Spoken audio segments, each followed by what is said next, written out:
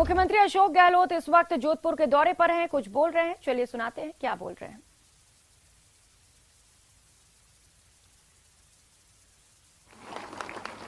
AIIMS भी यहाँ पर, आईआईटी भी यहाँ पर, आयुर्वेद यूनिवर्सिटी यहाँ बनी, 15-20 साल लगे। आज देखिए कितना शानदार कैंपस हो गया, पंचकर्मा होना लगे वहाँ पर। कैसी यूनिवर्सिटी, लॉ यूनिवर्सिटी, क्या नहीं है यहाँ पर, सब कुछ मिल गया आपको। एक नया ऑडिटोरियम बन रहा है शानदार। अभी हमने प्लेनेटोरियम का घोषणा करी, मैंने आपने पढ़ा होगा अखबार के अंदर। और तो और मेडिकल यूनिवर्सिटी जैसे आरयूएचएस जयपुर में है, Rajasthan university of medical sciences, उसी ढंग से जोधपुर में मारवाड़ के नाम से मैंने एक नई मेडिकल कॉलेज यूनिवर्सिटी के रूप में Rajasthan Marwar university of health services Jaipur के पैटर्न में हम चाहते हैं यहाँ बने। तो आप सोच सकते हो इस रूप में एक विश्वविद्यालय दिया गया आपको नया। अभी पीटीबा मैंने दिया था, इंजीनियरिंग कॉलेज को विश्वविद्यालय दिया है क्योंकि पचपदरा में रिफाइनरी आ रही है, तो वहाँ पे पेट्रोलियम के आधार पर बच्चे यहाँ तैयार हो यूनिवर्सिटी के अंदर, वो दिया गया। अभी दिव्यांगों के लिए, निःशक्तजनों के लिए हमने यूनिवर्सिटी का अनाउंसमेंट किया है। तो कहने का मतलब ये है कि जोधपुर की धरती भी ऐसी है जहाँ पर हमेशा समाज सेवा में लोग अग्रणी रहते हैं। शीला बोरा जी काम कर रही है अंध विद्यालय का, आपको मालूम, कृष्णलाल जी गर्ग और ये साथी काम करते हैं निःशक्तजनों का और डायफेंडम का। इन सबको मैं इन्वॉल्व करना चाहता हूँ, यूनिवर्सिटी ऐसी बने शानदार, और पहली वाइस चांसलर बन जाए, शीला बोरा बन जाए, शानदार तरीके से काम होगा। पर किस प्रकार से राजस्थान में दिव्यांग यूनिवर्सिटी भी एक बनाई है जयपुर में, एक बना रहे जोधपुर के अंदर। दिव्यांगों को लगे कि हमारे लिए समाज सोचता है, अगर हम निःशक्त है तो समाज हमारे साथ खड़ा है, सरकार हमारे साथ खड़ी है। इसलिए मैं कहना चाहूंगा कि ये जो संस्थान मैंने देखी है, आज मेडिसिटी बनती जा रही है, जैसे डॉक्टर श्रेयान ने बनाया है मेडिसिटी उसी ढंग से, और मेरी शुभकामनाएं भी और मेरा आशीर्वाद भी। उम्र कम है तो मेरा आपके साथ है।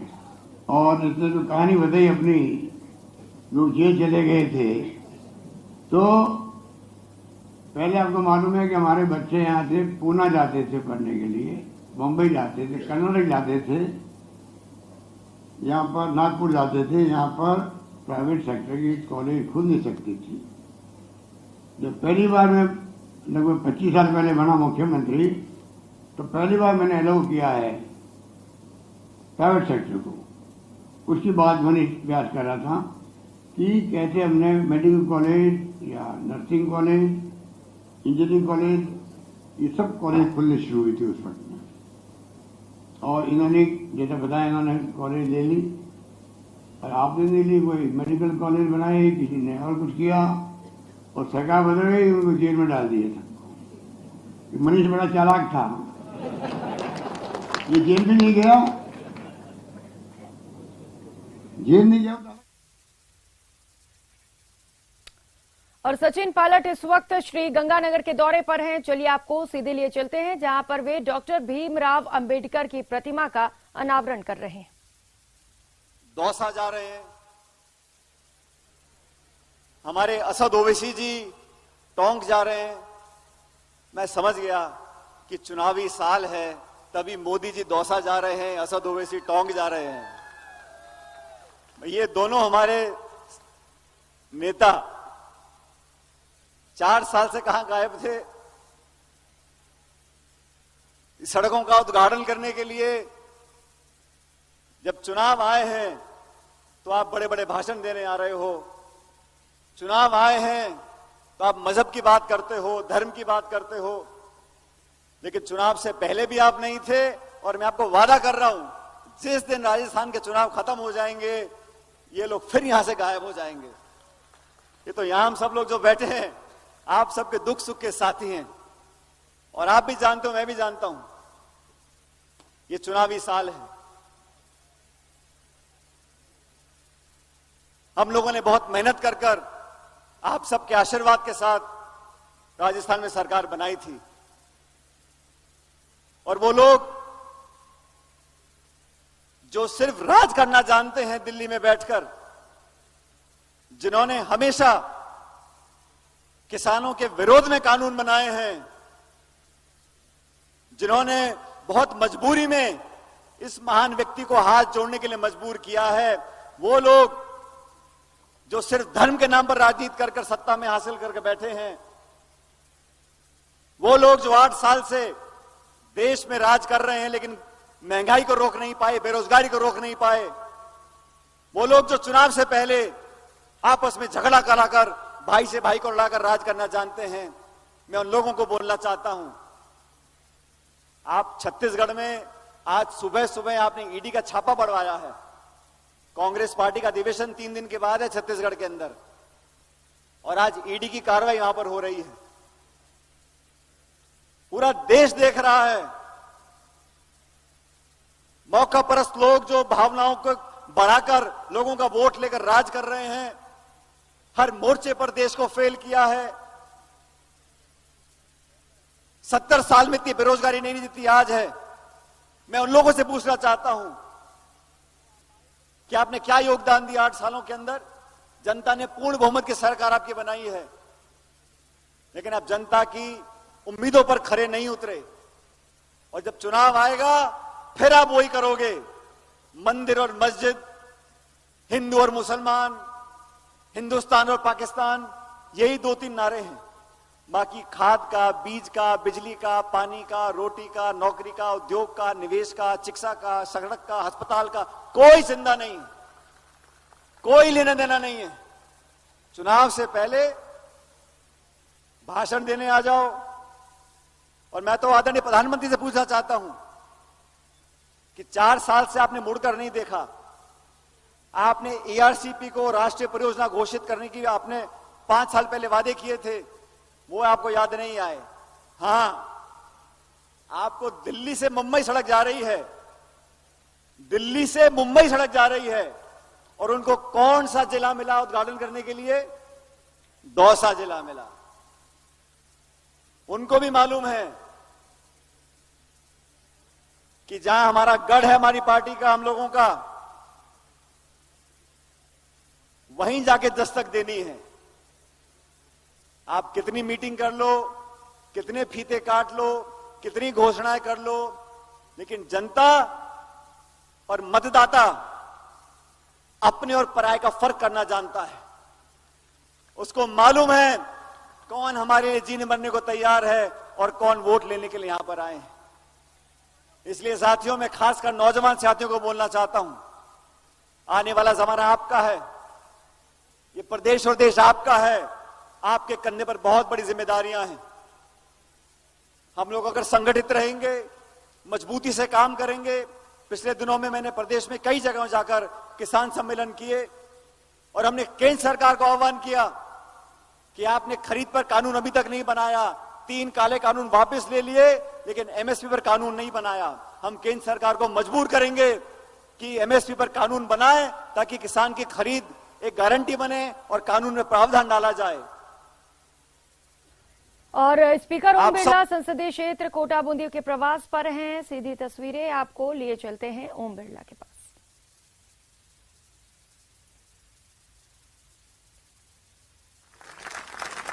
तो आने वाले समय में रामगंज मंडी में आएंगे। आज रामगंज मंडी की बात हुई, उनसे मैंने आग्रह किया है, उनको उत्तर प्रदेश, राजस्थान, हरियाणा, उत्तर भारत से एक इंडस्ट्री लगानी है। जो देश और दुनिया के बड़े इंडस्ट्री हब चलाते हैं, बैटरी बनाने वाले सबसे बड़े एक्सपोर्टर हैं, उनसे भी आग्रह किया है। तो जो एक विजन से काम करने की कोशिश करते हैं, प्रयास ये रहता है कि किस तरीके से इलाके का विकास हो सके। अब इतना बड़ा इलाका आजादी के 70 साल बाद, मुझे शिवराज जी बता रहे थे यहां कोई शिलान्यास भी करके गया था। मुझे लगता तो नहीं कि शिलान्यास यहां का किसने किया होगा, और शिलान्यास करने की आदत हो गया तो इसलिए शिलान्यास कर दिया होगा। मुझे यहां के ग्राउंड को देखकर लग नहीं रहा। जब मैं अंदर घुस रहा था तो मेरी पहली चिंता का विषय था कि इतनी दूर ये स्टेडियम जो बनने वाला है, उसमें लोग खेलने आएंगे नहीं आएंगे, लेकिन ये जब खेल स्टेडियम पूरा हो जाएगा, मुझे लगता है कि कुछ परिवर्तन का दौर आएगा और आने वाले समय के अंदर इंटरनेशनल स्तर की जितनी सुविधाएं अभी यहां पर है, उसका एक शानदार स्टेडियम यहां पर हम बनाएंगे। अब ये 4.5 करोड़ की लागत का पहले शिलान्यास हुआ है, जिसमें 4 बैडमिंटन कोर्ट होंगे, टेबल टेनिस होगा, बास्केटबॉल होगा, कुछ चेंजिंग रूम होंगे, कुछ लॉन टेनिस होंगे। एक इंडोर स्टेडियम है,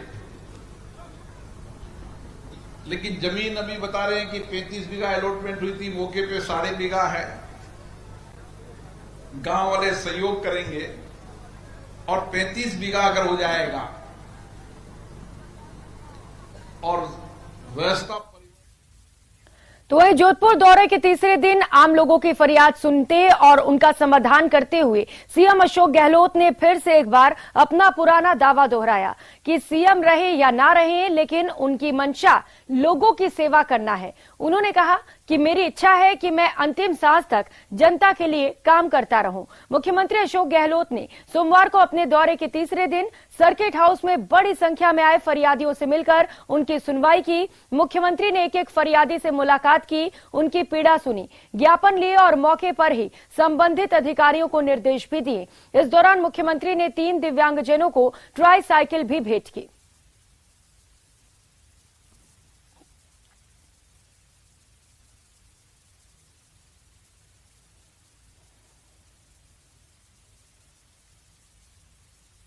जन सुनवाई का फायदा ही होता है कि आप एक तो उनकी समस्या निपटना प्रारंभ भी होता है, जिला प्रशासन में दबाव बना रहता है।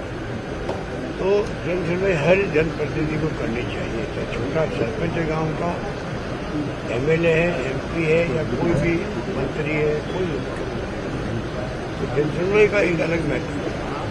इसलिए मैं जब कभी आता हूँ तो प्रयास करता हूँ कि मैं जनता के पास, अब मैं 2 घंटे में मिला हूँ लोगों को, तो ऐसी भी समस्या बताई होगी और कलेक्टर साहब साथ मौजूद थे, अन्य अधिकारी थे, वो भी सुनते ही ये फरियादी क्या कह रहा है मुख्यमंत्री।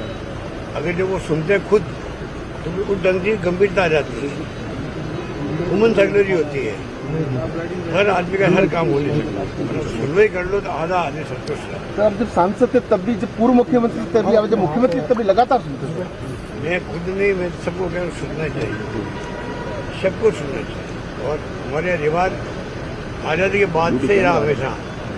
मैं समझता हूँ कि उनको और मजबूत करने का शायद इसीलिए निकलता मैं था से दूर नहीं, दूर नहीं। तो मैं बार बार कह रहा हूँ कि लोग समझ जाएं भाई हम हमेशा आपके साथ हैं, या कहीं भी रहे जिंदगी के अंदर। मेरा मतलब यही है। तो ये मुख्यमंत्री अशोक गहलोत के केंद्रीय मंत्री गजेंद्र सिंह शेखावत पर दिए गए बयान पर सियासत गर्म है। उपनेता प्रतिपक्ष राजेंद्र राठौड़ ने गहलोत के बयान को गैर जिम्मेदाराना करार दिया। राठौड़ ने कहा कि गृह मंत्री के तौर पर सीएम का बयान षड्यंत्र की ओर इशारा कर रहा है। राठौड़ ने कहा कि जब न्यायालय शेखावत को क्लीन चिट दे चुका है, फिर सीएम क्यों उन्हें अभियुक्त करार दे रहे हैं। वहीं राठौड़ ने सीएम को शब्दों का चयन सोच समझकर करने की भी हिदायत दी है।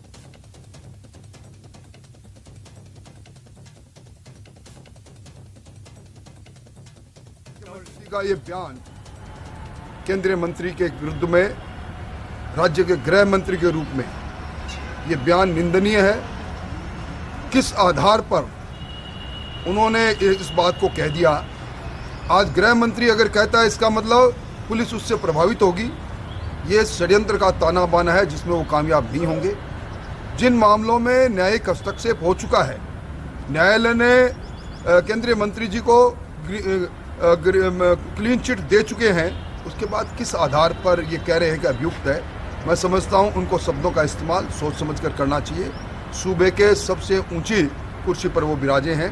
राजनीतिक प्रतिद्वंदता हो सकती है, पर राजनीति के अंदर एक आचरण और एक व्यवहार और एक परंपरा भी है, उसको नहीं तोड़ना चाहिए। तो वही बीजेपी ने कांग्रेस सरकार पर कानून व्यवस्था के मोर्चे पर पूरी तरह से विफल होने के आरोप लगाए हैं। मुख्य प्रवक्ता रामलाल शर्मा ने कहा कि पाली जिले में थाने के भीतर जो घटना हुई उससे ये साफ हो गया है कि प्रदेश में कानून का राज खत्म हो चुका है। माफिया और बदमाश जो चाहे जहां चाहे कुछ भी कर सकते हैं। पूरे प्रदेश में अराजकता के हालात हैं। राजस्थान के पाली जिले के अंदर जिस तरीके से सोशल मीडिया के ऊपर एक वीडियो वायरल हो रहा है और बजरी माफिया थाने के अंदर घुस के भी अपनी गुंडागर्दी कर रहे हैं, लगता है राजस्थान के अंदर कानून का राज समाप्त हो चुका है। यही प्रदेश के मुखिया है जो विधानसभा के अंदर पूछा करते थे कि बजरी माफियाओं से उगाई करके मोटा पैसा कहां जाता है। अब राजस्थान की जनता पहुंच रही है कि इस तरीके से बजरी माफियाओं को आपका संरक्षण और बजरी माफियाओं को इस तरीके से गुंडागर्दी करने की खुली छूट, आखिरकार ये जो पैसे की उगाही है ये पैसा कहां जा रहा है। आवश्यकता इस बात की है कि कानून का इकबाल बना रहे, आम जन के अंदर कानून का विश्वास बना रहे। इसके लिए आवश्यकता है कि गुंडाई करने वाले लोगों के खिलाफ सरकार कठोरता के साथ कार्रवाई करे। और करेंगे अगली खबर का। पेपर लीक मामले में विपक्ष ही नहीं अपने भी सरकार के खिलाफ आरोप लगा रहे हैं। राजस्थान के गहलोत सरकार को समर्थन देने वाले निर्दलीय विधायक बलजीत यादव ने पेपर लीक को लेकर सरकार को घेरा तो प्रदेश के युवाओं को ही सरकारी नौकरी में प्राथमिकता देने की मांग की।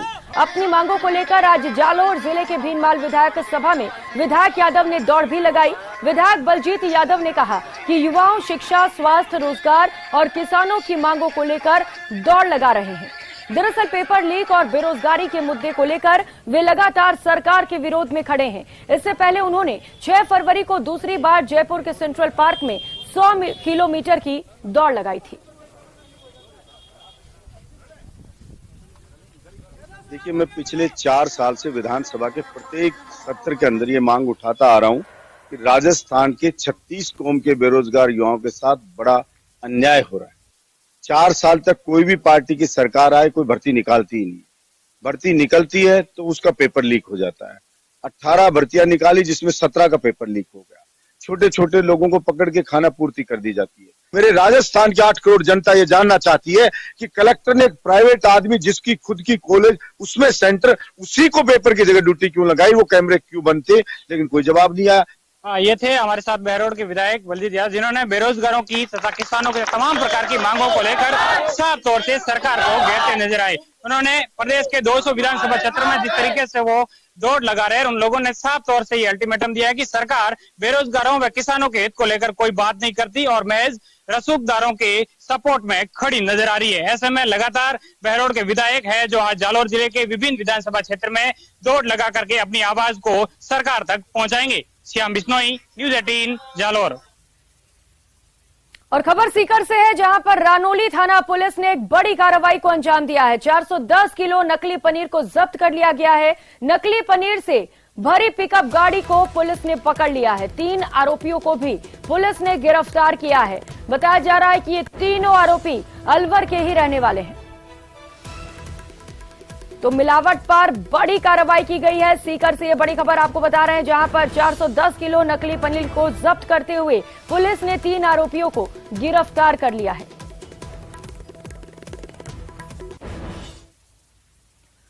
और जयपुर से खबर है, जहां पर आज जगह जगह पर प्रदर्शन चल रहे हैं। पहली तस्वीर आपको जयपुर से दिखाते हैं, जहां पर बजट में मांगे पूरी नहीं होने से कर्मचारियों में आक्रोश है। ये 3 तस्वीरें आप देख पा रहे हैं। पहली तस्वीर जयपुर से, जिसे लेकर सरकारी कार्यालयों में कामकाज आज ठप रहने वाला है। तो वहीं लंबित मांगों को लेकर पंचायत समिति सदस्यों का प्रदर्शन भी हो रहा है। वहीं 2 प्रमुख मांगों को लेकर शहीद स्मारक पर स्कूल प्रबोधकों का भी धरना प्रदर्शन होगा।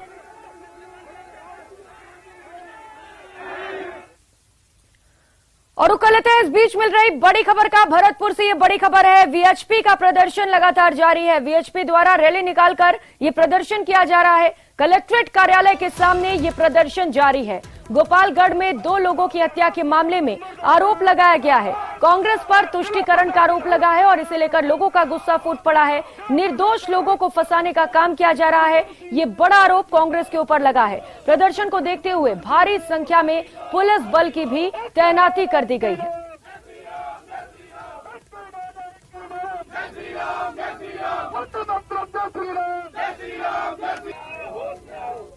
मैं ये मांग रखता हूँ आज कलेक्टर साहब के पास जाएंगे, अभी ज्ञापन देंगे और हमारी सरकार से मांग है। तो वीएचपी का प्रदर्शन लगातार जारी है। कलेक्ट्रेट कार्यालय के सामने ये प्रदर्शन किया जा रहा है, जिसकी तस्वीरें इस वक्त आप देख पा रहे हैं। बड़ी संख्या में विश्व हिंदू परिषद के कार्यकर्ता इस वक्त कलेक्ट्रेट के बाहर इकट्ठा हो गए हैं और बड़े आरोप कांग्रेस के ऊपर लगाए गए हैं। तुष्टीकरण के आरोप लगाते हुए जमकर नारेबाजी की जा रही है और सुरक्षा व्यवस्था का खास ख्याल रखते हुए पुलिस भी इस वक्त मौके पर मौजूद है। तस्वीरें आप देख पा रहे हैं।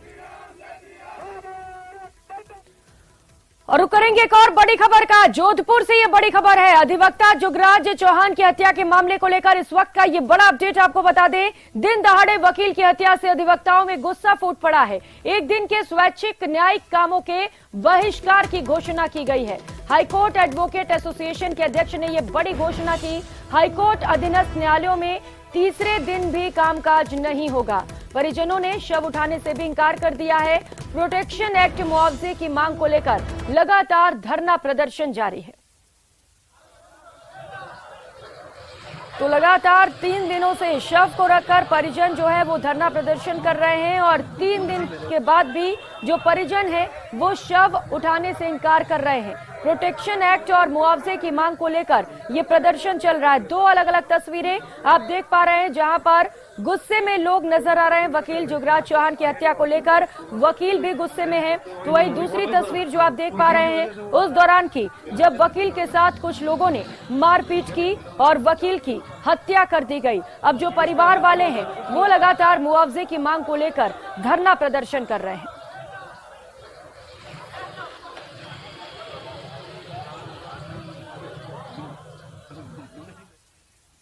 इस बुलेटिन में फिलहाल इतना ही, लेकिन खबरों का सिलसिला लगातार जारी है।